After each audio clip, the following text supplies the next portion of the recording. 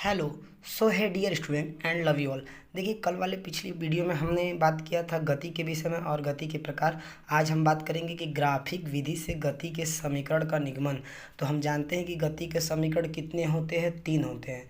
कौन कौन सा? एक होता है v बराबर यू प्लस ए टी, और एक होता है एस बराबर U T plus half A T square, और एक होता है वी स्क्वायर बराबर यू स्क्वायर प्लस 2s। तो ग्राफिक विधि से हम गति के समीकरण का निगमन करते हैं। यहाँ से देखिए, आपको तीनों समीकरण यहाँ पे दिखाई दे रहे हैं। ठीक, तो चलिए मैंने इसका एक रफ फिगर तैयार कर लिया है। क्योंकि ज़्यादा आपको टाइम ना लेते हुए आप जल्दी से शॉर्ट वीडियो बनाओ और जल्दी से जल्दी आप समझ पाएँ किसी भी चीज़ों को। क्योंकि मैं हमेशा आपके, देखिए यह वीडियो 1 सेकेंड भी आप स्किप करने लायक मैं नहीं बनाता हूँ। आपके एक एक सेकेंड का मैं ख्याल रखता हूँ। चलिए आइए फटाक से चलते हैं अपने मेन टॉपिक पे। ठीक, देखिए हमने लिख चुका है। तो पहले सबसे पहले बात करते हैं कि वी इसमें क्या होता है। तो वी होता है अंतिम वेग। वी क्या होता है? अंतिम वेग, जिसको बोलते हैं फाइनल वेलोसिटी। और होता है यू होता है प्रारंभिक वेग, और ए होता है आपको त्वरण, और टी होता है समय, और यस होता है दूरी या विस्थापन कह सकते हैं। ठीक, देखिए पहले मुख्य रूप से गति के समीकरण कितने होते हैं? 3, जो कि हमने किताब में दिखा दिया था। यहाँ भी वही चीज़ें पॉइंट लिखी है।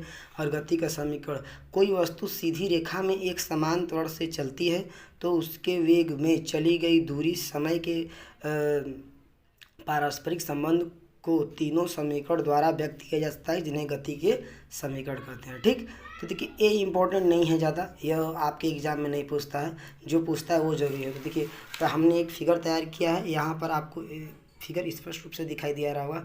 देखिए, पहले हमने एक ग्राफ खींचा है। देखिए ये होता है ऊपर की तरफ, जब आप निर्देशांक पढ़े होंगे हमसे, तो ऊपर की तरफ जो जाते हैं तो एक्स अक्ष, और नीचे को बोलते हैं सॉरी, नीचे को एक्स अक्ष और ऊपर को वाई अक्ष बोलते हैं। ठीक, तो देखिए क्या होता है कि ऊपर वाला जो है वो हो गया वाई, और नीचे वाला एक्स अक्ष। देखिए उधर जाएंगे तो इस दिशा में हमने वेग को बताया है, और इधर जाते हुए इस दिशा में हमने नीचे को क्या बताया है? समय बताया है। ठीक है, और हमने एक नाम भी दे रखा है।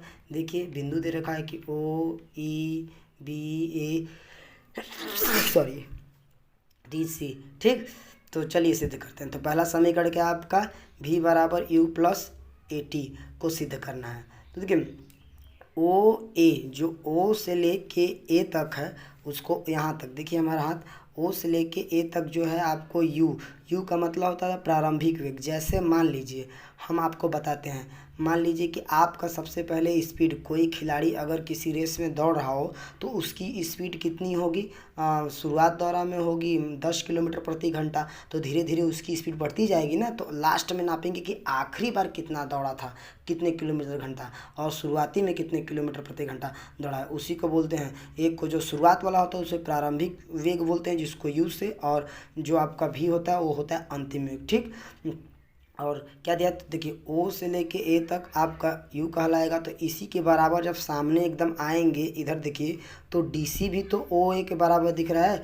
तो हम क्या लिख सकते हैं ऐसे? ओ ए और डी सी बराबर यू।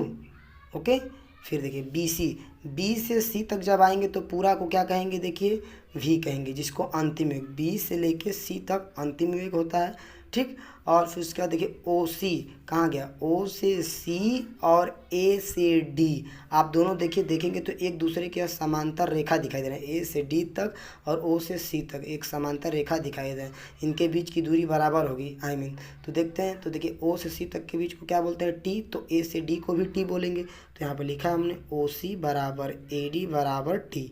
ओके, और बी सी देखिए, अब यहाँ पे हमने बी सी बराबर पूरा बताया भी, लेकिन देखिए बी सी कब बनेगा? जब दो चीज़ों को जुड़ेगा तब आपस में। जैसे कि बी सी को अगर लिखना होगा तो कैसे लिखेंगे? B D plus D C, दोनों को जब मिलाएंगे तब जाके आपका बी सी आएगा। तो हमने लिखा है क्या? बी सी बराबर B D plus D C, वही चीज़ लिखे हैं, यही वाला चीज़ ऐसे लिख दिए हैं। ठीक, बी सी की वैल्यू कितना दी है? भी दिया है, और बराबर बी डी का मान कुछ दिया है नहीं, लेकिन ओ से सी तक हम बताएं किसकी? यू के बराबर, तो यू लिख दिया। इसको समीकरण नंबर फर्स्ट मान लेते हैं, इक्वेशन फर्स्ट बनाते हैं। और देखिए जो आपका त्वरण होता है वो क्या होता है? देखिए ए से लेके बी तक के बीच एक ढाल है, स्लोप है। इसी को हम त्वरण करते हैं, जो हमारा स्लोप होता है। स्लोप निकालने के लिए देखिए ये जो बी डी है, ये लंबाई और ये आपकी चौड़ाई, इसको आधार और इसको लंब बोलते हैं। इतना हो गया आपका लंब और ये हो गया आधार।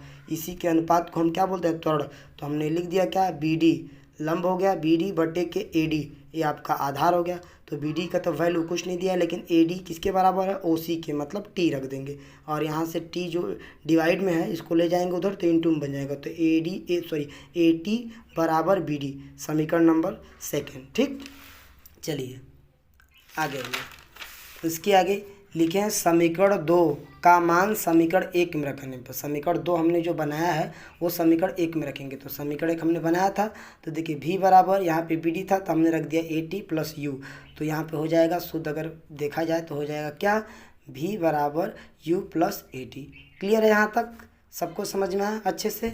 ठीक, पहला गति का समीकरण समझ में आ गया, v बराबर यू प्लस ए टी कहाँ से आया। ठीक, चलिए अब दूसरा का समीकरण समझते हैं। दूसरा समीकरण क्या दिया है, दूसरा दिया है यस बराबर U T plus half A T, इसको हमें सिद्ध करके दिखाना है।